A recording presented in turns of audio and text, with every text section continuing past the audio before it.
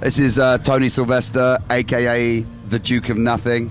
And Happy Tom, aka the Road Warrior. I like that one.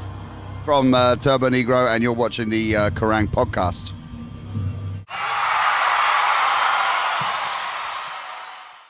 Hello and welcome to the Kerrang podcast, day 3 at Reading. Here I'm with Tony Sylvester and Happy Tom from Turbonegro. You played Leeds on Friday. We did. How was that? Terrible. Seriously. Very good.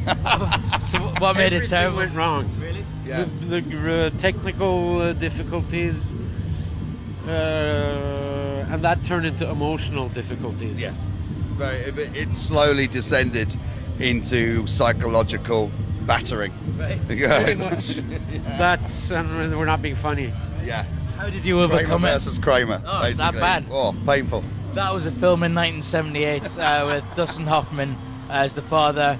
Fighting for custody of their own children. Yeah. To children in this case being Daft Punk. Right. And, Kramer and Kramer. Yeah. You have bad days at the office, you have good days at the office. Yeah. Today's going to be a good day at the office. Yeah. I can feel it in my water. Yeah, excellent. Of which you're drinking plenty today. No, that's actually the water that has left me, which I'm feeling. Right. That's not, if you look, it's still sealed. I have a, look, it's running from a tube All right. into... So did these technical difficulties overcome themselves towards the end of the set, or was it bad from start? Maybe they did. We were just too bummed out then. We're not professional enough to a professional band would be all, there were some technical difficulties, now we're back, we're going to show them. But we're like, there were some technical difficulties. Yeah. Right. Yeah, we're just basically children. Yeah. Yeah. So Why do you think Why do you think we're in the 40s and playing music? We're emotionally stunted children. Did you have a little cry in the dressing room? No, afterwards? we had a bit of silence and a bit of recriminations. See, the great thing is, I'm obviously in a band where English is the second language, despite the fact that they're all fluent in English, obviously for most of the operations. So it's great because when this drama goes on, I'm fine. Yeah. I just sit there and it's flowing backwards and forwards. I just sit on the side. How long's this one going to last? So I was saved from the worst of it. Right. But here we are again. When we played in Stavanger, Norway yesterday, that was a great show. We played Download, and that was pretty good. We've been playing all summer. We've probably done like 30, 35 festivals this summer, and it's been some really good shows. So we're stoked, dude. yeah, We're stoked.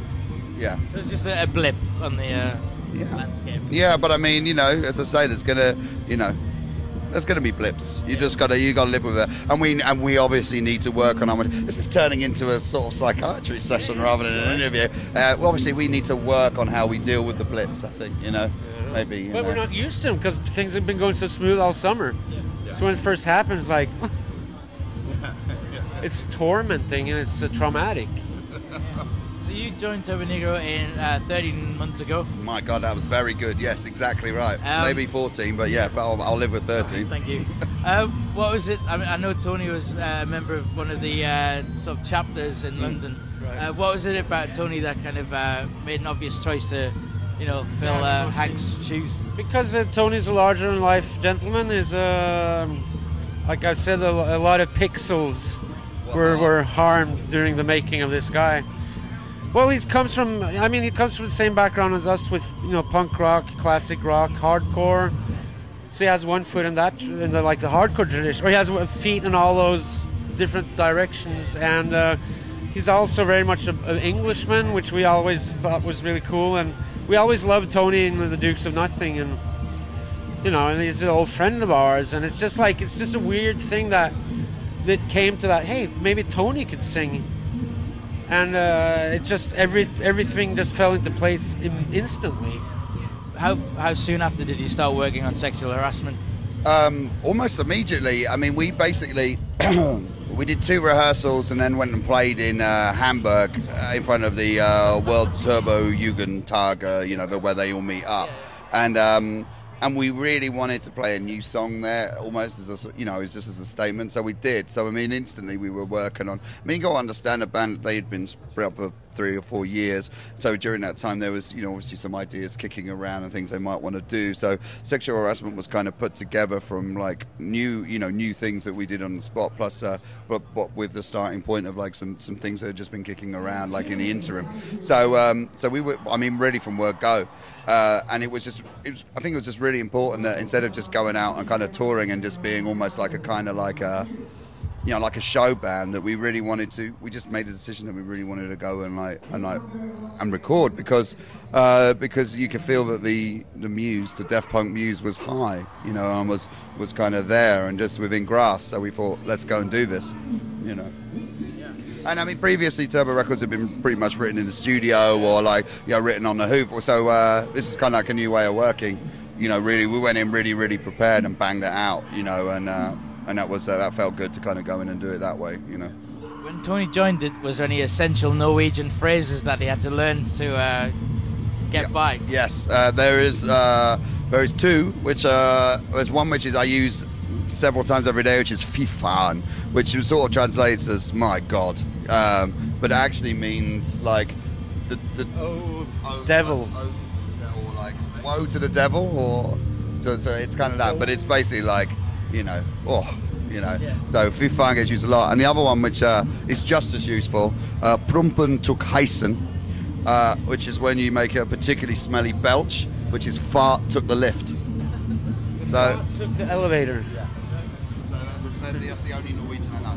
And I figured between them, that's it. I got everything covered. Excellent. It is embarrassing. It's, as a nation, they speak English.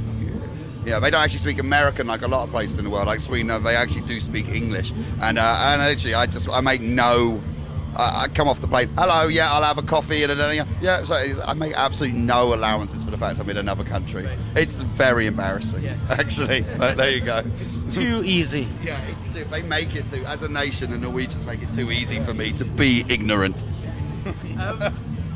With the Leeds day kind of transferring to Sunday at Reading, which bands have you managed to check out, or have you seen on Friday? We saw the Foo Fighters a little bit in Leeds, and we really want to see Eagles of Death Metal because they're good old friends of ours, and we just didn't make it here on time for that, but we're going to hang out with them later on. And Gallows. We saw Gallows, that was great. Gallows are great, and we're looking forward to seeing them again tonight. I think it's kind of funny that they're on a sort of slightly parallel journey with us in terms of the singer and the band, but very different circumstances. I think Wade's probably got a much harder job than I've certainly had.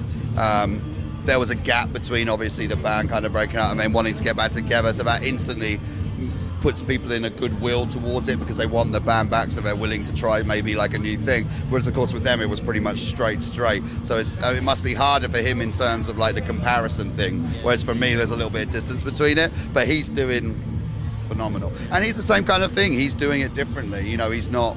He's obviously not Frank. Yeah, and that's kind of like the same thing we're going to do. So it's been really interesting because they're all old friends of mine, and then Wade's a good friend of mine as well. So it's been nice kind of watching their trajectory, and I think the new record's incredible, and they've almost stripped it right back as well. It's kind of funny little parallels going on there. Yeah. So Reading Leeds kind of signals the end of the summer festival circuit. What's the next few months hold for Turbonegro? Off now, and then we go to America to play a festival there, 2 shows, New York, San Francisco, and the festival in LA. Play another festival in Texas in October or something, and then we're going to do club shows. We're coming back to England. We're going to play London. We're going to play Manchester and Glasgow. Edinburgh. Yeah, no, Glasgow. Yeah. See you there. Yeah. I think we got to get going. So go on, one last one or finish off? That's fine. Well, have a great show tonight, and I hope you're a gentleman, aren't you? I hope the technical difficulties, leave you well alone. We will transcend them, whatever they are. Thanks, darling. See you later. See you later. Yeah.